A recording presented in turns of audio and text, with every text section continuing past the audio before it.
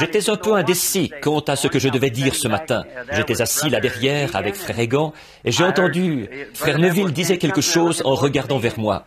Et j'ai dit à Frère Egan, « Est-ce qu'il m'appelle ?» Et il a dit, « Oui, il vous appelle. » Alors me voici sur l'estrade pour dire quelque chose ce matin. Je me disais, ce ventilateur, là où ça tire la voix, on dirait vraiment que ça l'emporte quand on parle.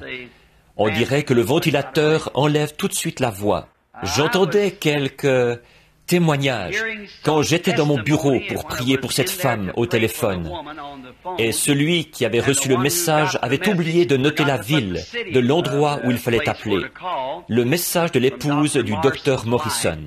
Et je vais simplement vous dire ce que j'ai fait. Pour votre prière, à vous tous et la mienne. J'ai posé les mains sur le téléphone et j'ai montré du doigt le numéro, quel que soit l'endroit où c'était.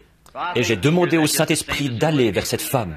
Alors je pense qu'il écouterait ça tout autant qu'il le ferait si nous... Voyez, puis j'ai simplement raccroché. Et il se pourrait que ce soit comme ça que le Seigneur voulait que ce soit. Voyez, il se pourrait que ce soit mieux comme ça. Et alors, j'ai entendu les témoignages pendant que j'étais là. Quelqu'un qui disait que ce Rook avait... Je crois que Frère Neville a dit qu'elle avait fait un genre de dépression mentale. Accrochons-nous à Dieu pour ça, en gardant bien ceci à l'esprit. Dieu connaît les siens. Il connaît tout à leur sujet. Est-ce que vous entendez bien, tout au fond? Sinon, il y a des places vides ici à l'avant. Vous pouvez changer de place si vous voulez. Et voyons voir, est-ce que ceci est le micro principal? C'est celui-ci qui est le micro principal? D'accord. On va voir si on peut le rapprocher un tout petit peu. Et si on le plaçait juste ici, Jean? Comme ça, ce sera très bien.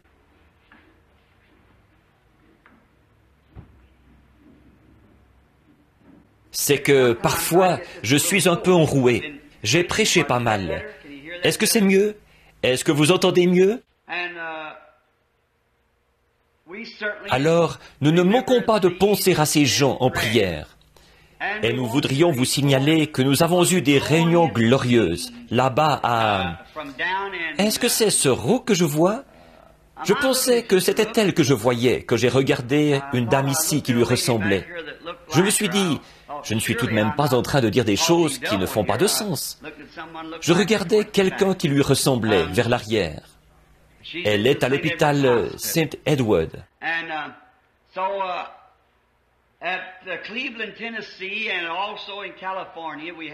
Et donc, à Cleveland, dans le Tennessee, et aussi en Californie, nous avons eu des réunions glorieuses. Le Seigneur a béni abondamment, et il a accompli beaucoup de choses. Et nous sommes heureux de ça. Nous sommes heureux de pouvoir revenir vers les nôtres, raconter la bonté et la miséricorde de Dieu. C'est comme ça qu'il faisait dans la Bible. J'ai apprécié la prière de Frère Neville ou de Frère Biller, qui a prié pour les gens en demandant de l'aide et de la miséricorde. Et si nous regardons simplement tout au long, on va toujours... Tout ce qui se déroule, on verra qu'il y a quelque chose de vraiment authentique là-dedans.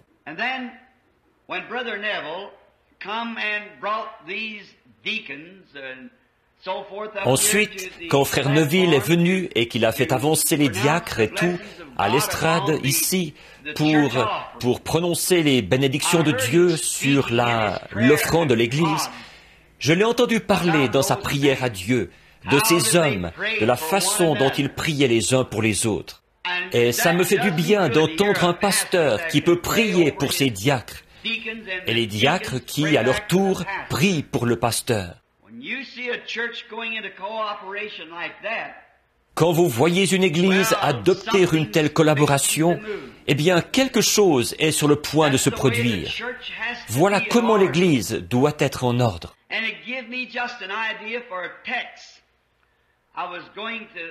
Et ça m'a donné une idée pour un sujet.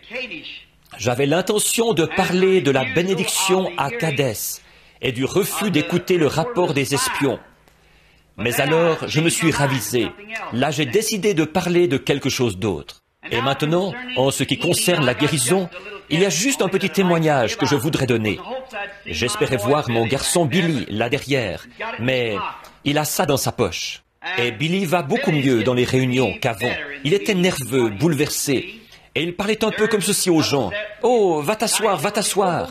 Il disait, « Je te donnerai une carte de prière. » Mais j'ai remarqué dernièrement qu'il y a des gens qui viennent à la réunion qu'il prend vraiment en pitié. S'il ne lui reste plus de carte de prière, alors il les installe dans une pièce pour que j'aille prier pour eux.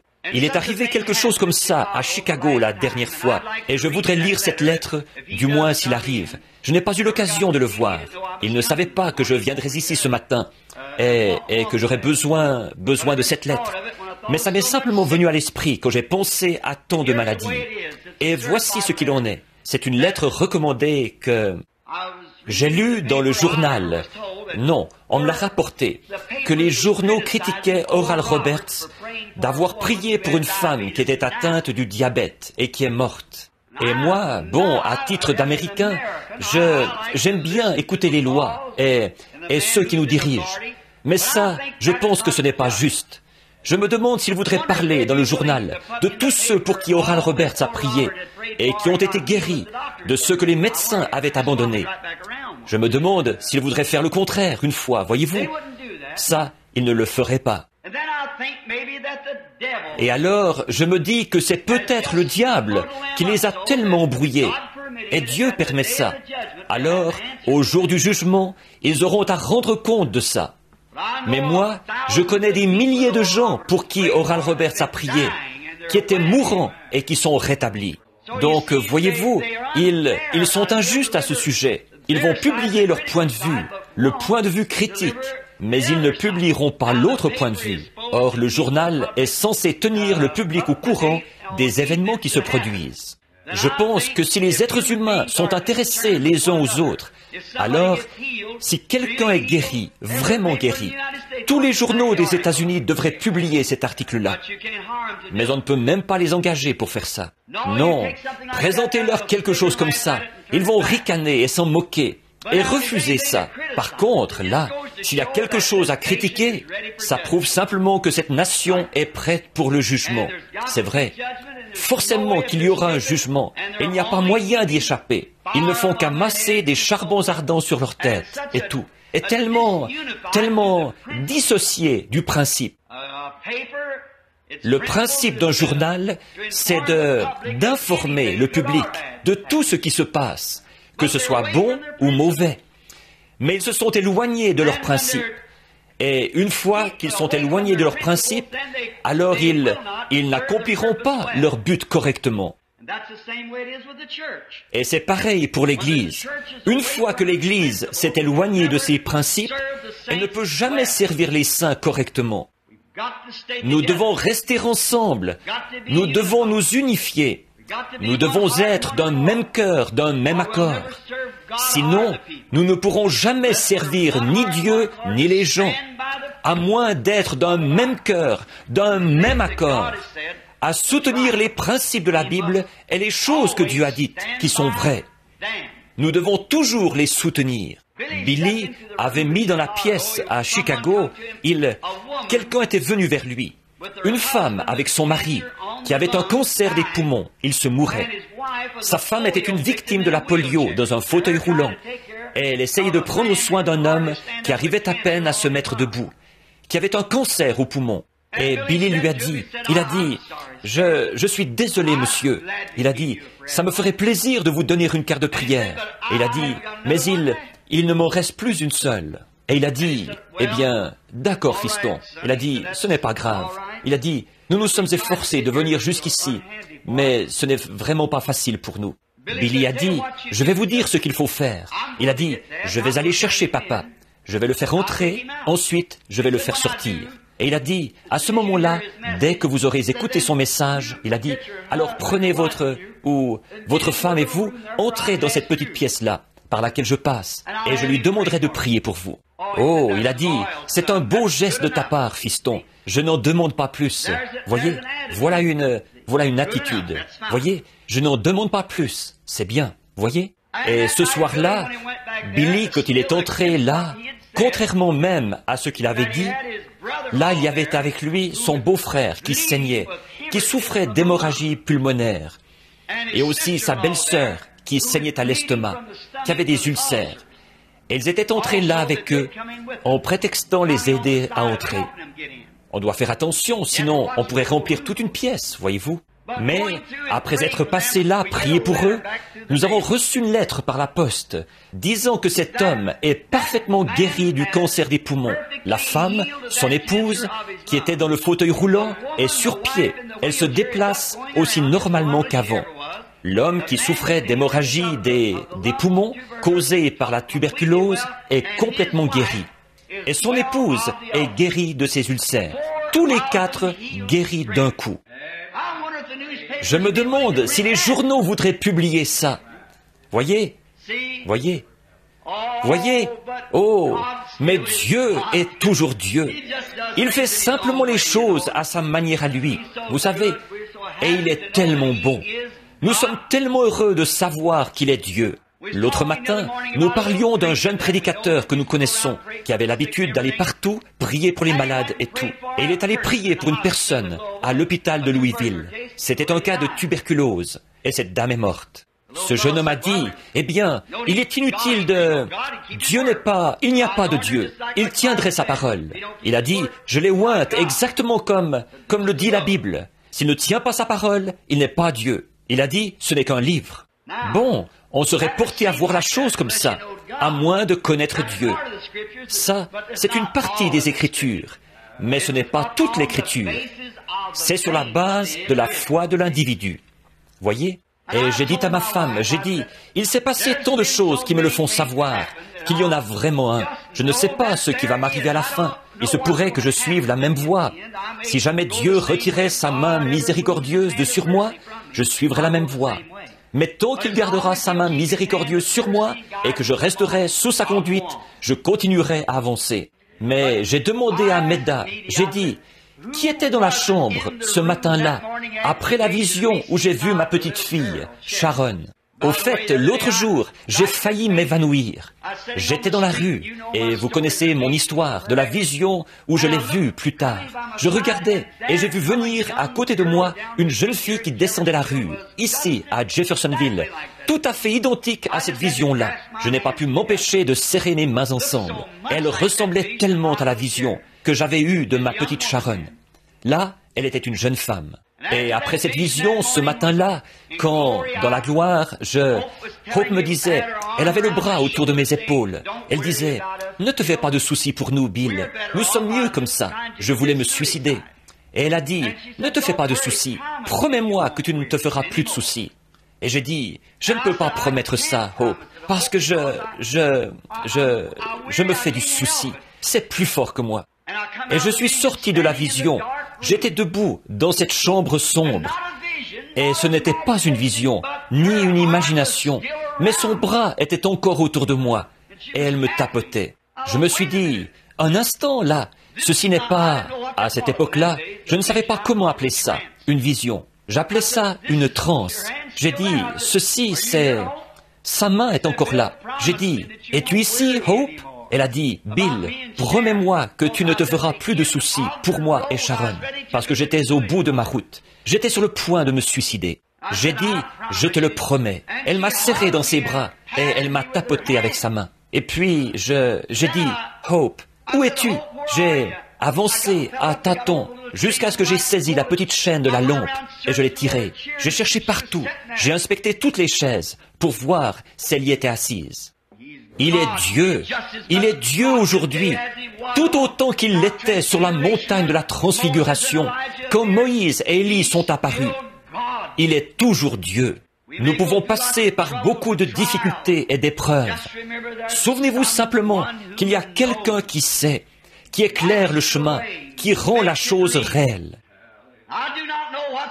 Je ne sais pas ce qu'il y a derrière le rideau, mais je sais une chose, je cours vers le but de la vocation céleste.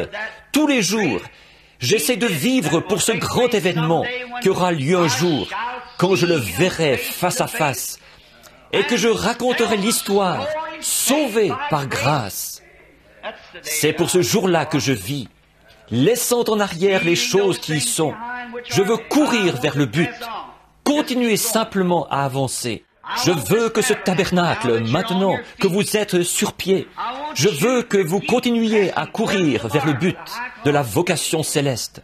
Quoi que vous fassiez, soyez fermement attachés les uns aux autres. Ayez l'esprit de clan le plus possible, mais en gardant toujours un bras tendu vers l'extérieur pour aller chercher quelqu'un d'autre pour les faire entrer. Mais quant à cette foi que nous prêchons maintenant et pour laquelle nous combattons, ne vous en éloignez pas d'un pouce. En effet, si vous croyez que je suis son serviteur, c'est ceci le programme de Dieu. Ce ne sera jamais dans la majorité, ce sera toujours dans la minorité. Ça a toujours été et ce sera toujours comme ça. Mais souvenez-vous, il est écrit, « Ne crains point, petit troupeau, votre Père a trouvé bon de vous donner le royaume. » Maintenant, il y a un groupe de fonctions dans notre Église. Diacres, administrateurs, surveillants de l'école du dimanche, pasteurs, selon l'ordre établi dans notre Église. Et c'est vous-même qui avez élu les frères qui occupent ces fonctions et le pasteur. Moi, je suis simplement le surveillant général. Je suis là pour veiller à ce que tout se déroule bien et pour donner des conseils et ainsi de suite. C'est vous qui élisez votre pasteur, qui élisez vos administrateurs, qui élisez vos diacres, qui élisez chaque fonction qu'il y a dans cette Église. C'est vous-même. Et c'est votre devoir de soutenir ces hommes, voyez-vous, car ils commettront des erreurs. Ce sont des mortels, ce ne sont que des hommes, et ils commettront des erreurs. Mais si le président des États-Unis commet une erreur, est-ce qu'on le renvoie comme président? On oublie ça et on va de l'avant. C'est comme ça que nous voulons faire dans notre Église maintenant. Je l'écoutais prier il y a quelques instants pour les diacres et d'entendre là derrière, à la porte, un témoignage des administrateurs, que vous êtes tous d'un même accord. Maintenant, restez comme ça. Maintenant, vous les membres, soutenez ces administrateurs, ces diacres et ce pasteur. Et souvenez-vous, une fois que vous êtes unis comme ça, souvenez-vous que c'est le rôle du diable de faire en sorte que cette unité soit brisée. Or, ça l'a toujours été et ça le sera toujours. Mais vous, soutenez vos frères qui occupent ces fonctions. C'est de ça que je voulais parler. Et puis, j'ai aussi ici quelque chose pour le tableau d'affichage ce matin, concernant les réunions des conseils et les pouvoirs de ceux-ci. On mettra ça sur le tableau d'affichage. J'en ai une copie pour frère Robertson, qui est président des administrateurs. Et j'en ai aussi une copie pour frère Collins. Je pense qu'il fait fonction de président du conseil des diacres. Et maintenant, toutes ces fonctions sont établies conformément à l'Écriture. Ils doivent avoir les règles bibliques de ce qu'ils doivent faire. Par conséquent, les administrateurs ont leur fonction à eux, et les diacres ont leur fonction à eux. Le surveillant de l'école du dimanche a sa fonction à lui, et le pasteur est le chef du troupeau. Or, ils ont, selon chacune de ces fonctions, des choses en commun. Alors je pense que vous ne devriez pas avoir vos réunions ensemble, mais séparément selon chaque fonction, parce que les diacres n'ont rien à dire aux administrateurs, à moins d'avoir quelque affaire à leur soumettre. Et vice-versa, les administrateurs sont responsables des finances et de ce qui concerne le bâtiment. Ils n'ont rien à voir avec les diacres. Les diacres sont les policiers de l'Église et les assistants du pasteur, et les administrateurs sont responsables de tous les biens. Les administrateurs n'ont rien à voir avec le côté spirituel, et le diacre n'a rien à voir avec le côté financier. Par conséquent, ça doit être, et le surveillant de l'école du dimanche est responsable de son école du dimanche. Donc, j'ai tout ça rédigé et tapé à la machine pour qu'on le mette sur le tableau d'affichage.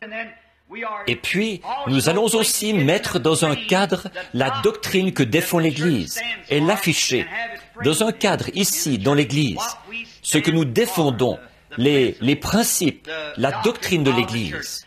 Or, pour être une Église, nous devons avoir une doctrine. Nous ne plantons pas de jalons pour dire « nous allons jusque-là, pas plus loin ». Dans la communion fraternelle avec tout le monde, nous allons aussi loin que Dieu nous permettra d'aller, dans ses Écritures, avec les gens. Alors, serrez-vous les coudes, soyez d'un même accord, d'un même cœur, et allez de l'avant pour Dieu. Voilà ce que Dieu veut que nous fassions. Maintenant, prions.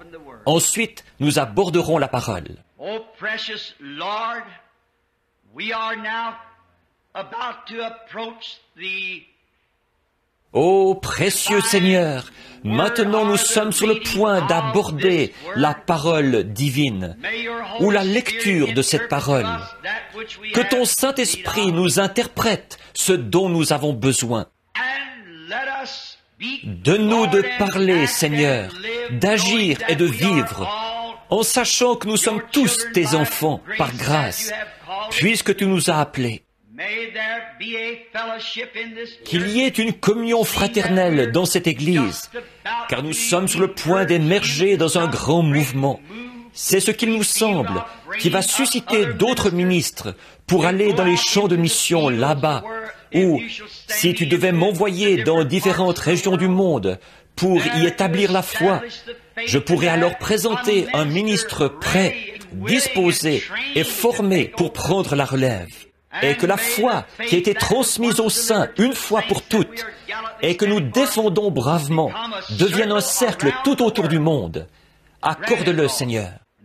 Que ce petit tas de mauvaises herbes, c'est ce qu'il était le jour où nous te l'avons consacré. Qu'ici une église prenne naissance, Seigneur, d'où sortiront des ministres, des évangélistes, des docteurs et des missionnaires, qui iront vers toutes les régions du monde. Nous voudrions demander ce matin une bénédiction spéciale pour notre frère et notre sœur Stricker, qui souffrent en ce moment. Mais nous savons que nous devons tous subir ces épreuves. Chaque fils qui vient à Dieu doit être châtié, mis à l'épreuve. Si nous abandonnons facilement et que nous faisons demi-tour, alors nous sommes des enfants illégitimes et non les enfants de Dieu. Donne à frères et sœurs Stricker la force et la puissance pour qu'ils restent à leur poste, quitte à devoir mendier leur nourriture, mais que ta main bénissante soit sur eux. En effet, nous ne savons pas, mais il se pourrait que ce soit grâce à cet effort même que tu montres aux autochtones de l'Afrique ce qu'est un vrai chrétien. Accorde-le, Seigneur. Maintenant, que tout cela se fasse selon ta volonté. Bénis ce pasteur, frère Neville. Nous te prions, Seigneur, de faire de lui un berger du troupeau, comme tu l'as fait dans le passé. Et nous n'oublions pas sa charmante petite épouse, qui est très malade. L'ennemi voudrait laisser frère Neville avec ce groupe d'enfants, sans mère. Mais nous nous tenons là et nous plaçons par la foi le sang de Jésus-Christ entre cet ennemi et notre sœur. Que ton esprit, Seigneur, soit grand sur elle, sachant que toutes les femmes sont destinées à traverser cette vallée, des ténèbres de cet âge. Mais nous te prions d'être avec elle. Bénis ces petits-enfants. Elle sera nerveuse maintenant et agitée, mais que le Saint-Esprit soit à la porte de la miséricorde en tout temps pour cette famille. Bénis notre conseil des administrateurs, notre frère Wood et notre frère Egan, frère Robertson et tous les autres, Seigneur, les diacres, les administrateurs et tous ceux qui œuvrent ensemble dans l'Église. Nous te prions, Seigneur, de leur donner d'exercer leur mandat dans la sainteté et la justice. Bénis, Seigneur, ceux qui ont exercé des fonctions dans le passé. Et nous te prions de continuer à être avec nous tous, de sorte qu'on nous connaisse comme une Église qui œuvre dans l'unité, dans l'esprit et dans l'amour du Seigneur. Nous te prions maintenant de nous dispenser la parole, selon nos besoins, alors que nous lirons dans ta parole écrite, car nous le demandons au nom de Jésus. Amen.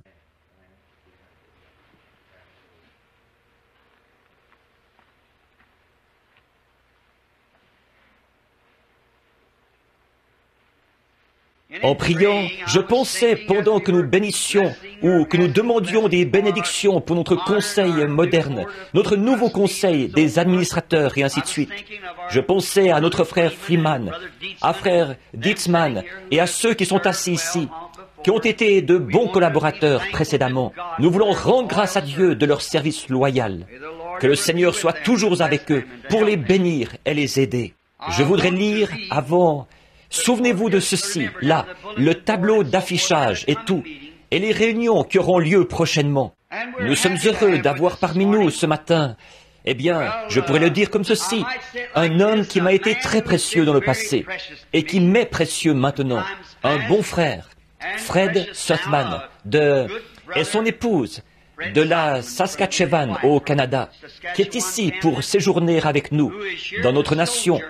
Il est ici pour demeurer dans le pays, mais dans notre communion fraternelle, il est un frère bien-aimé. Frère Fred Sothmann, qui est assis là-bas. C'est lui qui a organisé la campagne pour moi quand j'étais au Canada. Et un autre précieux frère, qui était aussi autrefois canadien, qui a été un homme d'affaires et qui peut prouver au monde qu'on ne peut pas donner plus que Dieu. Lui et son copain ont créé une fondation dont les fonds sont destinés à la construction de bâtiments ou aux missions étrangères. Une fondation. Ils m'ont fait venir à Oakland pour une réunion et ils ont dit qu'ils avaient l'argent, qu'ils allaient tout parrainer par leur fondation. Frère Fred et moi, nous avions essayé ça avec de l'argent que Frère Fred avait, que je n'avais pas voulu accepter à titre individuel. Et donc, nous avions décidé de donner ça aux Canadiens, de ne même pas ramasser d'offrandes. Mais ça n'a pas vraiment été un succès. Les réunions se sont bien passées. Mais vu que nous n'avions pas ramassé d'offrandes, peu m'importe que l'Église vaille 100 milliards de dollars, on le doit quand même à Dieu de ramasser une offrande. Ça fait partie de l'adoration. Et vous volez ça. Autant je suis contre l'argent et ces choses-là. J'ai découvert que quand un homme a tort, autant admettre qu'on a tort. En effet, frère Fred et moi, nous avons constaté que ça n'a pas vraiment donné un bon résultat. Et frère Borders, quand j'ai quitté frère Fred et que je suis allé vous rencontrer à Oakland, j'ai dit, ne faites surtout pas ça. Faites passer le plateau à offrande. Ramassez une offrande. Et ce que vous aurez récolté, remettez-le dans votre fondation pour une autre réunion quelque part. Et avant la fin des services, frère Border et ses amis sont venus me dire, tout ce que nous avons mis dans la réunion est déjà recueilli. Et puis, il y a quelques jours, il a organisé une réunion à San Jose, en Californie, où il a réuni, je pense, 60 ou 70 églises dans la vallée, de toutes les différentes confessions, qui ont toutes collaboré. Nous avons eu une réunion formidable, et nous allons y retourner en novembre. Nous sommes heureux que vous soyez parmi nous, frère Borders et frère Fred, assis là-bas au fond. Ces hommes vous sont peut-être inconnus, à vous, mais ils ont été des frères précieux pour moi, sur les champs de mission. Ils combattent pour la foi que nous défendons. Que Dieu vous bénisse, frères. Nous sommes contents que vous soyez parmi nous ce matin, dans notre petit tabernacle ici. Il n'est pas très beau, mais il y a quelque chose ici. Nous savons que Dieu habite ici, voyez-vous? Alors nous sommes heureux de ça. Et il y a d'autres précieux frères, si j'avais le temps, je les nommerais, qui sont parmi nous aujourd'hui. Maintenant, j'envisage et je prie, c'est que, dans quelques jours, si le Seigneur le veut, je voudrais aller, je me sens conduit, je ne l'ai pas encore annoncé. La prochaine réunion de l'Ohio pourrait être avec frère Sullivan, au terrain de camping très prochainement. C'est seulement un trajet d'une centaine de milles pour aller là-bas, je pense. Jean, quelque chose comme ça. Ce sera un beau voyage, si vous n'avez rien de prévu pour vos vacances, si le Seigneur continue à nous conduire. Un homme très bien. Et nous avons beaucoup d'estime pour frère Sullivan. Beaucoup. Ce n'est qu'un... Il est maire de la ville. Il l'a été. Simplement un ex-maire. Et ce n'est qu'un homme du Kentucky, à l'ancienne mode. C'est tout ce que je peux dire de lui. Quand je l'ai rencontré l'autre jour, tous les deux, nous avons grandi là-bas, dans les montagnes du Kentucky. Il m'a dit, « Est-ce que tu as toujours ton asafétida autour du cou, Billy ?» Maintenant, vous savez qu'il est vraiment du Kentucky. Maintenant, prenons... Je ne dis pas ça pour manquer d'égard envers mes frères du Kentucky qui sont ici, frère Jeffries et les autres. Moi aussi, je suis du Kentucky, vous savez. Je vous dirai une chose que nous sommes. Nous ne sommes pas du Kentucky et nous ne sommes pas non plus américains. Nous sommes des pèlerins et des étrangers. Nous cherchons une ville à venir.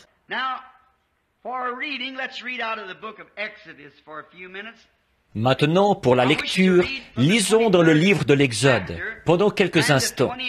Je voudrais lire au chapitre 23, du verset 20 au verset 23 inclus. Je voudrais tirer un sujet ce matin comme ceci, de ceci plutôt, une délivrance totale. Et je ne parlerai pas longtemps. Là, j'attendais pendant que vous preniez le livre et le chapitre. Voici, j'envoie un ange devant toi pour te protéger en chemin et pour te faire arriver au lieu que j'ai préparé. Tiens-toi sur tes gardes en sa présence. Écoute sa voix. Ne lui résiste point, parce qu'il ne pardonnera pas vos péchés, car mon nom est en lui. Je suis sûr que l'Assemblée sait qui était cet ange. Mon nom est en lui. Et si tu écoutes sa voix, et si tu fais tout ce que je te dirai, je serai l'ennemi de tes ennemis et l'adversaire de tes adversaires.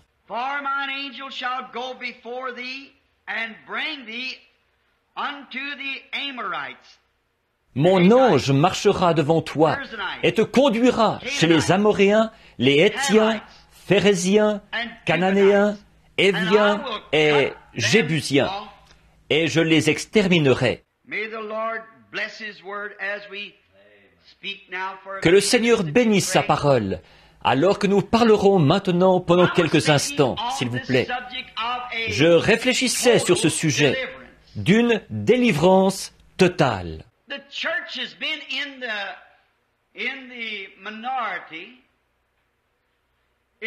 L'Église a été dans la minorité. Elle le sera toujours quant aux membres, jusqu'à ce que Jésus vienne. Mais elle vit au-dessous des privilèges que Dieu lui a donnés. Si seulement nous savions que ceci est l'Église du Dieu vivant, non pas le Branham Tabernacle, mais le Branham Tabernacle en est simplement une partie. Il y a d'autres tabernacles semblables d'un bout à l'autre du pays. Frère Snelling, ce soir, il va avoir un service de baptême. J'ai oublié, frère Curtis m'avait dit d'annoncer ça, ou il m'avait dit hier qu'il allait faire ça. Il va avoir un service de baptême. Et s'il y a quelqu'un ici qui n'a encore jamais été baptisé, eh bien, frère Snelling serait heureux de le faire ce soir. C'est au tabernacle de la sainteté à Utica. Et frère Junior Jackson à New Albany. Et il y a beaucoup d'églises semblables d'un bout à l'autre du pays. Mais nous vivons tous, on dirait, plus ou moins comme si nous étions vaincus. J'ai entendu frère Neville annoncer ce matin, j'étais là derrière, que c'est comme si ça m'était venu à l'esprit, que les gens, semble-t-il, s'éloignent de la délivrance. Ça semble être quelque chose que les gens ont vu, et alors ils mettent ça de côté. Oh, eh bien, Dieu peut le faire.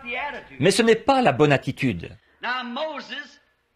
When he was called by God, he was a total, complete Moïse, là, quand il a été appelé par Dieu, il était un prophète total, complet. Quand Dieu envoie un homme pour faire quoi que ce soit, il l'équipe complètement de tout ce qu'il lui faut.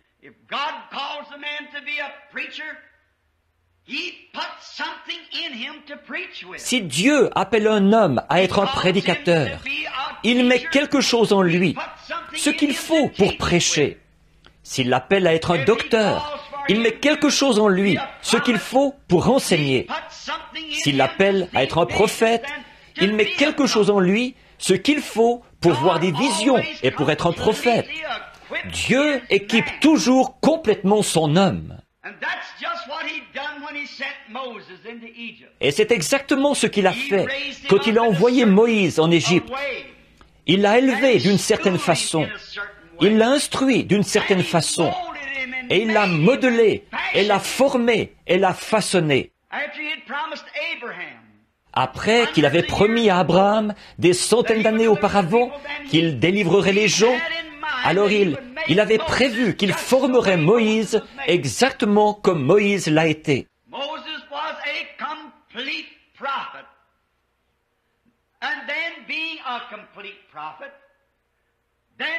Moïse était un prophète complet. Et alors, puisqu'il était un prophète complet, alors, tout comme vous, si vous êtes un chrétien, Dieu ne fait pas de demi-chrétiens. Dieu fait des chrétiens complets. Dieu ne fait pas de demi-prédicateur, mais le prédicateur peut être un demi-prédicateur. Et Dieu fait de ses enfants des chrétiens, mais parfois, ils sont des demi-chrétiens. Seulement, ce n'est pas l'intention de Dieu qu'ils soient comme ça.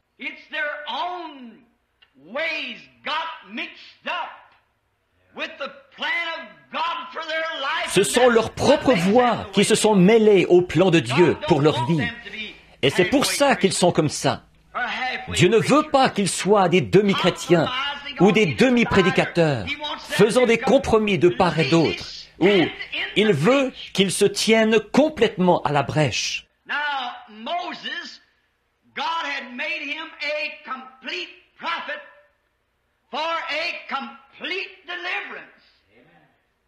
Or Moïse, Dieu avait fait de lui un prophète complet pour une délivrance complète. Et Moïse s'était complètement livré entre les mains de Dieu. C'est pour ça qu'il était alors ce qu'il était. Il était tellement complet en Dieu que Dieu pouvait avoir confiance en lui.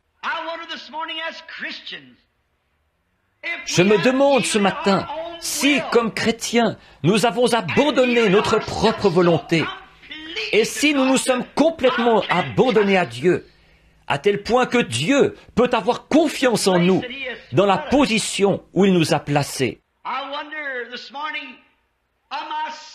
Je me demande ce matin si moi-même je pourrais être tellement abandonné à Dieu que Dieu pourrait avoir confiance en moi, pourrait avoir confiance en frère Neville, pourrait avoir confiance en notre conseil des administrateurs, en notre conseil des diacres ou aux membres de notre Église. Nous avons tous une place et nous avons un devoir. Le ministre a une place. Son devoir, c'est de se tenir là et de prêcher les richesses insondables de Christ, sans faire de compromis. S'il est appelé à être un prédicateur, il n'usera d'aucun ménagement envers qui que ce soit s'il est appelé à être un prédicateur.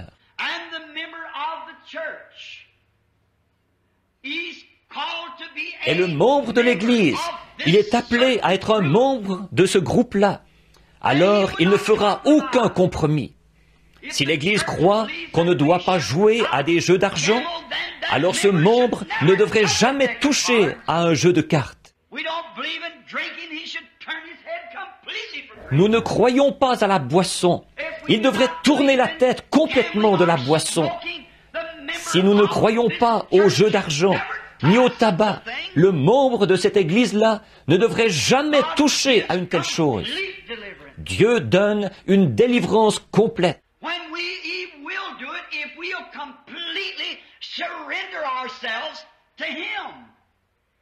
Quand il le fera si nous nous abandonnons complètement à lui, si nous nous remettons complètement entre ses mains, alors Dieu pourra vivre en nous. Christ, l'espérance de la gloire, il pourra se refléter en nous, alors que nous nous enlèverons du chemin. Alors nos pensées seront ses pensées. Pouvez-vous vous imaginer Christ en train de fumer un cigare? Pouvez-vous vous imaginer Christ en train de prendre un verre ou de jouer aux cartes? Alors, si votre esprit est une partie de son esprit, il veut qu'il en soit ainsi par votre confession. Mais vous permettez au diable d'entrer et de prendre le contrôle. Et pendant tout ce temps, tout au fond de votre cœur, vous savez que vous avez tort quand vous faites ces choses.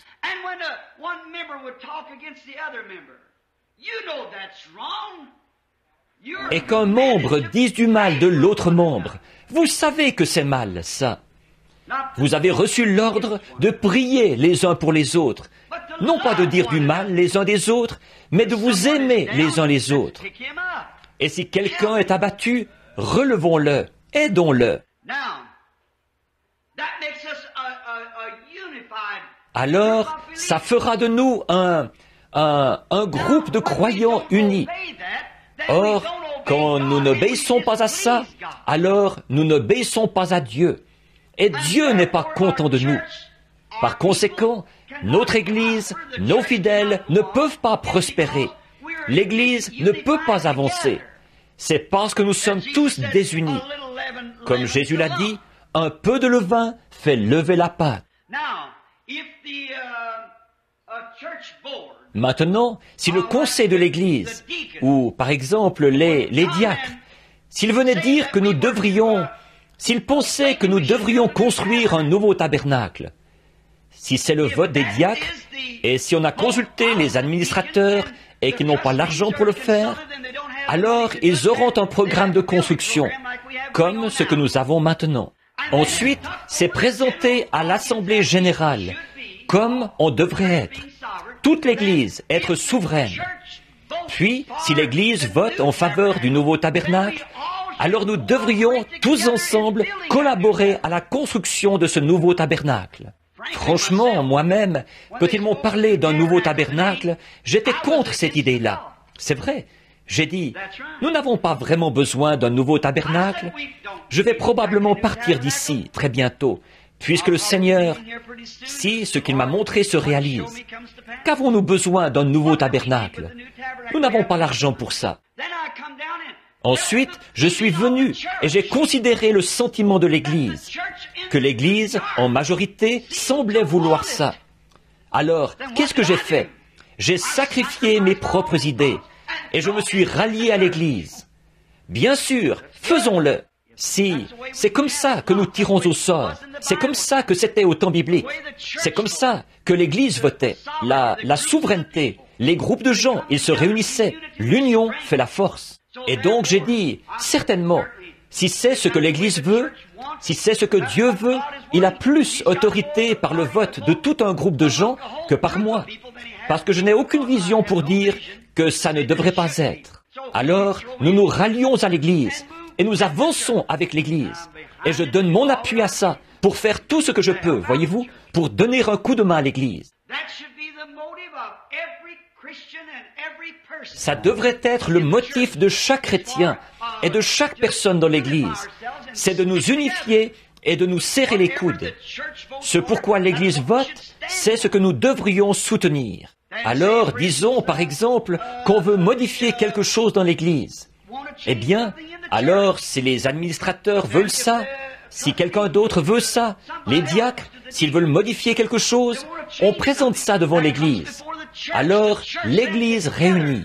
Et si notre idée là-dessus semble un peu différente de celle de l'Église tout entière, sacrifions cette idée, parce que c'est le seul moyen par lequel nous pouvons rester unis. Et si cette Église continue seulement à avancer comme maintenant, et si elle s'unit, Dieu, il n'y a pas de limite à ce qu'il accomplira. Si nous nous serrons les coudes, nous devons nous serrer les coudes. C'est comme ça que nous voulons être, tellement complets les uns avec les autres, et alors tellement complets entre les mains de Dieu. Et puis, nous devons avoir un homme dont nous croyons qu'il prêche la parole de Dieu. Si cet homme ne le fait pas, alors prenez quelqu'un qui le fait vraiment. Voilà la position que nous devons avoir. Si le conseil des administrateurs ne veut pas soutenir ce qui est juste, alors c'est votre devoir d'élire quelqu'un qui défendra ce qui est juste. Et après avoir fait ça, soutenez-le. C'est à vous d'y voir. Soutenez-le. Et tous ensemble, nous défendons une seule cause, c'est Dieu. Si un membre commet une erreur, ne le repoussez pas. Aidez-le. Relevez-le. Réunissez-vous. Ayez un entretien les uns avec les autres. Voilà ce que l'Écriture dit. Quand nous commettons une erreur, allons auprès de Dieu. Avant d'aller auprès de Dieu, nous devons aller auprès de la personne que nous avons offensée. J'ai dû faire ça dernièrement. Je sais que j'avais mal agi.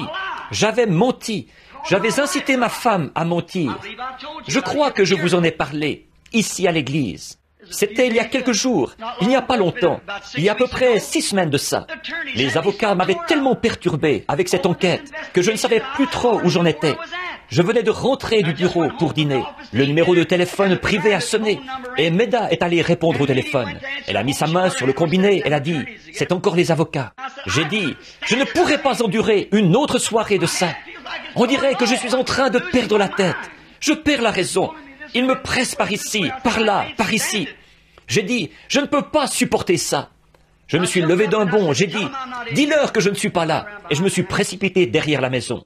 Quand je suis revenu, Meda est très consciencieuse pour ces choses. Elle est venue me voir à la porte. Elle était au bord des larmes. Elle a dit, « Bill, est-ce que c'était la bonne chose à faire? Vous savez comment vous êtes. Je sais comment moi je suis. » J'ai dit, « Bien sûr, je n'étais pas ici à ce moment-là. Je savais que Dieu m'avait condamné pour ça. » J'ai dit, « Je n'étais pas ici à ce moment-là. » Elle a dit, « Mais tu étais ici quand il a appelé. » Cet après-midi-là, je suis allé prier pour un bébé malade. Avant de quitter la maison, le téléphone a sonné de nouveau. Et le petit Joseph est allé vite saisir le téléphone. Et il a dit, « Papa, tu veux que je leur dise que tu n'es pas là? » Voyez-vous comme le péché corrompt? Quel genre de famille on aurait là à la fin? 1 Jean chapitre 5 au verset 21 dit, « Si notre cœur ne nous condamne pas, nous avons de l'assurance devant Dieu. Mais si notre cœur nous condamne, comment pouvons-nous avoir de l'assurance devant Dieu? » Nous savons que tant que nous avons un péché qui n'est pas confessé, il ne nous exaucera jamais. C'est fort, mais l'Église a besoin de ces choses. Alors, je me suis mis à prier pour ce bébé. Et au moment où j'allais lui imposer les mains, le Seigneur m'a repris. Il a dit, « Tu as dit un mensonge. Tu n'es pas digne de prier pour ce bébé. » Je me suis détourné de cet homme. J'ai dit, « Monsieur, attendez-moi ici. Je dois aller rectifier quelque chose. » J'ai appelé l'avocat et je suis allé au bureau. Je l'ai fait venir. J'ai dit, « Écoutez, monsieur, j'ai dit un mensonge. J'ai fait mentir ma femme. Elle a dit que je n'étais pas là et je m'étais précipité derrière la maison. J'ai confessé ça et je lui en ai parlé. Il s'est avancé et il a mis les mains sur mon épaule. Il a dit, « Frère Branham, j'ai toujours eu confiance en vous. Mais maintenant, j'ai plus confiance que jamais. » Un homme, il a dit, qui est prêt à réparer ses torts. Je lui ai dit, je me suis mis à prier pour un bébé. Et le Seigneur me condamnait vraiment dans mon cœur, parce que je savais que j'avais mal agi. Alors, le lendemain, ma femme m'a dit, « Où vas-tu » J'ai dit, « À ma caverne. » Et je suis allé à ma caverne, au nord de Charlestown, là où je vais depuis des années. J'y suis entré et j'ai prié toute cette journée-là. Oh Dieu, ne me laisse plus jamais faire une chose pareille. Pardonne-moi, Seigneur, car au moment où j'allais imposer les mains aux malades pour prier, là j'ai eu la condamnation. Vers 3 heures de l'après-midi, je suis ressorti. Il y a un gros rocher juste là. Je suis monté sur ce rocher et je regardais en haut en direction de l'est, les mains en l'air. Je louais le Seigneur. C'était tellement calme là-bas. Et j'ai dit, « Seigneur, si seulement une fois, tu as passé près de Moïse. » Il a dit que c'était quand tu l'avais caché dans le creux du rocher, que ça ressemblait au dos d'un homme. J'ai dit, « Voudrais-tu le faire de nouveau, Seigneur, pour me faire savoir que je suis pardonné? » Et j'ai dit, « Si tu veux bien m'aider et me mettre quelque chose à l'esprit. » J'ai dit, « Seigneur, je ne suis pas très fort mentalement, parce que je n'ai pas d'instruction. » J'ai dit, et j'essaye de te servir. Tu connais mon cœur. Et je n'aurais pas dû faire ça. Je ne voulais pas faire ça. On aurait dit que j'étais en train de perdre la tête, tellement j'étais nerveux. Et j'ai fait ça sous l'impulsion du moment, quand Satan m'a pris au piège. J'ai dit, si tu m'as pardonné, alors permets-moi de te voir, Seigneur. Dieu est mon juge, juste à côté de moi, dans un petit coin des buissons. Il y a eu comme un vent qui s'est mis à soulever un tourbillon. Il est venu directement le long de la paroi de la caverne, là où j'étais, et il est reparti à travers les bois. Oh frère, une paix qui surpasse toute intelligence m'a envahi. Et j'ai crié, j'ai pleuré, j'ai poussé des cris. Je sais que mes péchés m'ont été pardonnés. Voyez-vous, j'étais désuni avec Dieu. Je ne pouvais pas obtenir la délivrance de ce bébé. Et le lendemain même, un homme qui était venu de Chicago, un homme remarquable, un catholique nouvellement converti, les valvules de son cœur avaient enflé comme une chambre à air gonflée. Et on voulait les inciser depuis longtemps. C'est ce qu'on voulait faire, mais il ne le leur permettait pas. Finalement, il a obtenu un entretien. Ces entretiens, on reste là jusqu'à ce qu'on ait découvert ce qui ne va pas. Et cet homme venait à peine d'entrer que le Saint-Esprit a remonté dans sa vie. Et il en a ressorti quelque chose qu'il avait fait quand il était enfant de cœur à l'Église catholique. Il a dit, c'est la vérité, c'est la pure vérité. Il a dit, voulez-vous dire que c'était retenu contre moi? J'ai dit, c'est la seule ombre que je vois dans votre vie. Il est reparti et il a dit au médecin, il a dit, très bien, préparez tout maintenant, nous allons avoir l'opération. Le médecin dit, nous allons vérifier de nouveau ce vieux cœur. Et quand il l'a examiné, il a dit, vous n'avez pas besoin de cette opération. Voyez, si notre cœur nous condamne, nous voulons une délivrance complète. Nous ne voulons pas être une demi-église. Nous voulons être une vraie église ou pas une église du tout. Nous voulons être des vrais chrétiens ou pas des chrétiens du tout. Nous voulons une délivrance totale de nos habitudes, de nos péchés, de nos mauvaises pensées, de nos mauvaises actions, de notre négligence, de tout ce que nous avons fait. Nous voulons une délivrance totale pour que, quand les gens entreront dans cette église, pour qu'on prie pour eux, il n'y ait que ce petit groupe qui ne dépassera peut-être pas 100 ou 200 personnes assis ici, mais ils seront complètement entre les mains de Dieu. Et quand nous prierons, alors Dieu nous exaucera des cieux. Dieu veut quelqu'un qu'il pourra tenir dans sa main, quelqu'un dont il pourra dire, « J'ai confiance en lui. Mon serviteur malade que voici, je peux l'envoyer au Branham Tabernacle, à Jeffersonville. Ce groupe de gens-là est d'un même accord. Quelque chose se produira. Eh bien, regardez ce qu'il fait pour nous dans l'état où nous sommes. Qu'est-ce qu'il ferait si nous étions d'un même cœur et d'un même accord? Le seul moyen pour nous d'y arriver, c'est d'unifier nos cœurs dans l'amour fraternel, d'obéir aux frères qui occupent des fonctions dans l'Église, et au pasteur, et le pasteur d'obéir à Dieu. Alors Dieu agit à travers le pasteur, à travers le conseil, jusque dans l'Église. Et tous ensemble, nous formons un seul bloc pour le royaume de Dieu. Alors Dieu exaucera quand nous aurons un groupe unifié. Ne laissez rien vous nuire. Ne vous effrayez de rien. Or, voilà le genre de personne que Dieu a destiné à prendre le pays. Moïse était complet. C'était un homme qui ne faisait pas de compromis. S'il y avait du remue-ménage, des querelles et autres, il ne faisait pas de compromis. C'est ce que Dieu veut de nous maintenant. Pharaon voulait consentir. Il a dit, « Moïse, vous pouvez tous partir, mais alors laissez vos enfants ou laissez certains de vos troupeaux ici. » C'est comme ça que le diable veut qu'un chrétien vienne. Il n'y a pas de mal à ce que tu adhères à l'Église, mais ne pardonne jamais à Jones. Il n'y a pas de mal si tu peux y apporter, si tu peux aller. Tu n'as pas à renoncer au tabac, à la boisson, au mensonge, au vol, aux critiques, à la médisance. Tu n'as pas à renoncer à ça. Adhère à l'Église, c'est tout. Mais Moïse n'était pas un faiseur de compromis. Il voulait une délivrance complète. Il a dit, « Nous ne laisserons pas un seul ongle ici. Nous prendrons tout ce qui nous appartient quand nous irons adorer l'Éternel. » Voilà comment devrait être l'Église. Nous prendrons la justice, nous prendrons la sainteté, nous prendrons le Saint-Esprit. Nous prendrons un groupe unifié quand nous irons à l'autel. Nous serons un vrai groupe.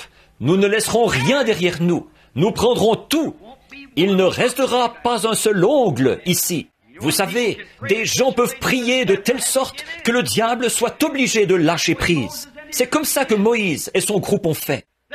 Ils sont arrivés là et ils se sont mis sous le sang. Vous avez remarqué, il n'y a pas eu de délivrance totale tant qu'ils ne se sont pas mis sous le sang. Moïse lui-même, il était unifié à Dieu, mais Israël ne l'était pas. Il y avait encore du péché. Il murmurait contre Moïse et il disait, « Pourquoi fais-tu ça? Tu nous attires plus d'ennuis. » En effet, Pharaon doublait la quantité de briques qu'il devait faire et tout. Ça, c'était Moïse. Lui, il était complètement entre les mains de Dieu, totalement délivré de la garde de brebis, pour garder les brebis de Dieu. Lui-même, il était totalement délivré. Mais le peuple n'était pas délivré, parce qu'il y avait encore des murmures parmi eux. Un soir, quand Dieu avait décrété qu'on devait tuer un agneau, un type de Christ, et que le sang a été trempé dans l'hysope, c'est-à-dire une herbe toute simple, ordinaire, humble, et appliquée sur le linteau de la porte et sur les poteaux. C'est là qu'Israël a été complètement délivré. sans laisser un ongle là-bas. Tout ce qui leur appartenait a été délivré. Leur famille, leurs bien-aimés et tout ont été délivrés quand ils se sont mis complètement sous le sang. C'est là que l'Église sera complètement délivrée. Quand tout aura été mis sous le sang, quand vos péchés auront été mis sous le sang, quand votre tabac, quand vos jeux d'argent, quand votre tricherie, quand votre vol, quand votre mensonge, quand tout aura été mis sous le sang, alors il y aura une délivrance totale. Si vous avez fait du tort à quelqu'un, réparez ça. Vous ne pouvez pas apporter ça sous le sang. Ça n'y restera pas. Vous ne pouvez pas l'apporter. Quelque chose vous empêchera de le faire. Quand votre moi aura été complètement, totalement mis sous le sang, il y aura une délivrance totale. Alors vous connaîtrez une liberté que vous n'aviez jamais connue auparavant. Quand tout aura été mis sous le sang, soumis au royaume de Dieu, alors il y aura une vraie délivrance. Jesus was completely, totally man. He could cry like a man. He could eat like a man. Jésus était complètement, totalement homme. Il pouvait pleurer comme un homme. Il pouvait manger comme un homme. Il pouvait être fatigué comme un homme. Il était complètement, totalement homme dans son être physique. Et dans son esprit, il était complètement, totalement Dieu. Alors, il a soumis sa chair à l'esprit qui était en lui. Voyez-vous, il a été tenté de toutes les manières, comme nous. Il était un homme, pas un ange. Il était un homme. Il a eu des désirs et des tentations, exactement comme nous en avons. La Bible dit, il était un homme, pas un ange au-dessus de la tentation.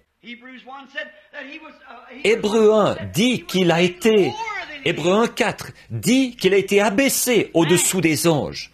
Il était homme, complètement homme. Alors Dieu a pris un homme complet pour produire une délivrance totale. Et il l'a rempli de son esprit. Le Saint-Esprit était en lui sans mesure. Et il a été tenté comme nous avons été tentés.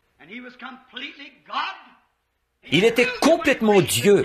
Il l'a démontré quand il a ressuscité les morts, quand il a arrêté la nature, les mers mugissantes et les vents violents, quand il a parlé aux arbres et tout. Ils lui ont obéi. Il était Dieu à l'intérieur. Et il aurait pu être un homme, car il était effectivement un homme. Mais il s'est totalement et complètement remis comme homme entre les mains de Dieu pour être au service de Dieu. Et il est notre exemple. Nous sommes des hommes et des femmes. Nous sommes aussi des chrétiens. S'il est notre exemple, remettons-nous complètement entre les mains du Saint-Esprit, afin d'être des sujets du royaume de Dieu. Il était totalement homme, il était totalement Dieu, mais il a abandonné ses parties naturelles et ses parties physiques, sa propre pensée, ses propres actions, ses propres soucis, et je fais uniquement ce qui est agréable au Père. Voilà, totalement délivré des êtres humains. Les sacrificateurs sont venus vers lui. Les grands hommes, ils disaient, « Rabbi, telle et telle chose. » Et ils ont essayé de l'acheter pour qu'il adhère à leurs affiliations et à leur dénomination. Mais il a été totalement délivré parce qu'il s'était confié en Dieu. Le psalmiste n'a-t-il pas dit, « Tu le délivreras, car il s'est confié entièrement en moi. » Voyez, je délivrerai mon unique des chiens, parce qu'il s'est confié en moi. À l'heure où nous arriverons à la fin du voyage de la vie, c'est ce que je désire pour la mienne. Je sais que c'est ce que vous désirez pour la vôtre. Je désire qu'ils disent, « Je le délivrerai des mâchoires de la mort, car il s'est confié en moi. Je le délivrerai de la tombe, le matin de la résurrection. Je le délivrerai totalement, âme, corps et esprit, parce qu'il s'est confié en moi. » Toutes les œuvres de Jésus étaient complètes. Tout était complet. Il délivrait totalement. Il a totalement délivré le lépreux de la lèpre. Il a totalement délivré la femme à la perte de sang, de sa perte de sang. Il a totalement délivré le monde du péché quand il est mort au jour de l'expiation. Il a totalement délivré tout péché. Il a délivré l'Église. Alors, nous n'avons pas besoin d'être des gens qui vivent au-dessous de leurs privilèges. Nous n'avons pas besoin de vivre dans un état de défaite, parce qu'il a vaincu le diable. Et il a pris toutes les dominations et les autorités, et les a assujetties sous ses pieds. Alors, elles n'ont aucun droit légal de régner sur vous. Nous sommes des chrétiens remplis du Saint-Esprit. Nous n'avons pas à laisser le diable nous imposer sa volonté. Christ nous a délivrés, une délivrance totale. Il nous a délivrés du mal, il nous a délivrés du péché, il nous a délivrés des habitudes, il nous a délivrés du commérage, il nous a délivrés des propos injurieux, il nous a délivrés de toutes sortes de saletés. Il nous a totalement délivrés et il nous a mis dans ses saintes mains une délivrance complète, totale. Il a délivré nos maladies, il nous a délivrés de la maladie. En effet, nous avons un titre de propriété incontestable qui nous donne droit à ça. Alléluia! Car il a été blessé pour nos transgressions. Par ses meurtrissures, nous avons été guéris. Il est notre guérisseur. C'est pourquoi cette pauvre petite femme, victime de la polio, qui essayait de prendre soin d'un mari qui se mourait du cancer, est entrée dans les sphères de la présence de Dieu. Elle avait la foi. Elle, les médecins avaient fait tout ce qu'ils pouvaient. Alors elle a suivi les instructions de Dieu et elle a été totalement délivrée. Les disciples ont eu une délivrance totale, une délivrance absolument totale. Pourquoi? Parce qu'ils étaient complètement et totalement remplis du Saint-Esprit. Quand vous n'êtes qu'un membre d'église qui a serré la main du pasteur, ou qui a eu une petite expérience, comme de sauter, de pousser des cris, de parler en langue, ou quelque chose du genre, et vous avez encore de la méchanceté dans votre cœur, des comportements bizarres, de dire des mensonges, de fumer la cigarette, de convoiter les femmes, il y a quelque chose qui ne s'est pas encore produit. Il y a quelque chose qui ne va pas. Car celui qui aime le monde, ou les choses du monde, l'amour de Dieu n'est pas en lui. On vous a induit en erreur. C'est à leurs fruits que vous les reconnaîtrez. Nous voulons tous ensemble nous unifier au Saint-Esprit. Tous les membres devraient s'unifier les uns aux autres. L'amour de Dieu est répandu dans nos cœurs par le Saint-Esprit. Il nous purifie de toute iniquité. Nous sommes délivrés des choses du monde. Jésus a dit, « À ceux-ci tous connaîtront que vous êtes mes disciples, si vous avez de l'amour les uns pour les autres. » Quand un membre aime tellement l'autre membre qu'il donnerait sa vie pour lui. Quand une vilaine chose commence, que le monde extérieur, certaines femmes viennent vous dire, « Mais voyons donc ma chère, ça vaudrait mieux pour toi que tu fasses ceci, ou que tu fasses cela, que tu portes ceci, que tu fasses cela, ou que tu fasses ceci, et que tu sors de cette bande d'exaltés. » Ou ainsi de suite comme ça. Nous sommes tellement unifiés à Dieu. Vous dites, eh bien, frère Branham, c'est une tentation très forte. Mais c'est pour ça que Christ est mort. Le diable est vaincu. Nous voulons une délivrance totale. Nous voulons une église qui est pure, propre, sans mélange, lavée dans le sang de l'agneau et remplie du Saint-Esprit, avec des signes, des prodiges et des miracles. Délivrez totalement chacun. Dieu bien-aimé, tu n'acceptes que des choses qui sont totalement délivrées. Tu ne pourrais pas recevoir un sacrifice qui a un défaut. Tu ne recevrais jamais la prière d'une personne qui a du péché quelque part dans sa vie. Tu ne pourrais tout simplement pas faire ça, Seigneur. Tu ne l'as pas fait dans les âges passés, et tu ne peux pas le faire aujourd'hui. Mais il faut que le sacrifice soit sans défaut. Seigneur Dieu, alors que nous nous déposons nous-mêmes sur l'autel, comme vie sacrifiée, enlève de nous, ô Seigneur, toute tache de péché. I completely lay my soul and my body and my strength. Je dépose complètement mon âme, mon corps, ma force, mes efforts, avec cette Église ce matin sur l'autel. Purifie-nous par ton sang et pardonne-nous tous les péchés que nous avons commis. Et que le glorieux Saint-Esprit demeure en nous en abondance. Et que sa présence nous accompagne en quittant ce tabernacle ce matin. Si bien que nous saurons en nous-mêmes qu'il nous a pardonnés. Alors la prière sera, pardonne-nous nos offenses, comme nous aussi nous pardonnons à ceux qui nous ont offensés. Accorde-le Seigneur. Sois près de nous maintenant, bénis-nous et garde-nous, jusqu'à ce que nous nous retrouvions pour le culte de ce soir, que nous y venions avec des mains propres et un cœur pur, que tu ne rejetteras pas, car nous voulons une délivrance complète et totale. Seigneur, de tout ce qui nous empêcherait d'être la lumière du monde, une lampe qui est placée sur une montagne, non pas sous le boisseau, mais une lampe qui est placée sur la montagne, qui donne la lumière pour guider les pas des gens sur le droit chemin. Accorde-le, Père. Nous le demandons au nom de Jésus et pour sa gloire. Amen.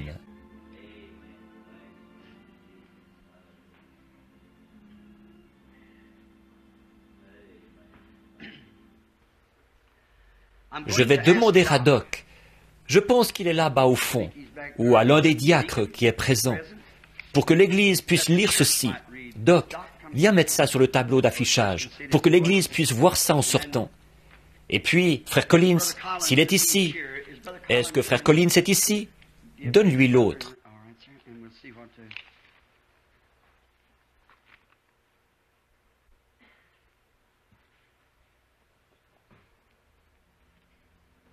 Très bien, monsieur.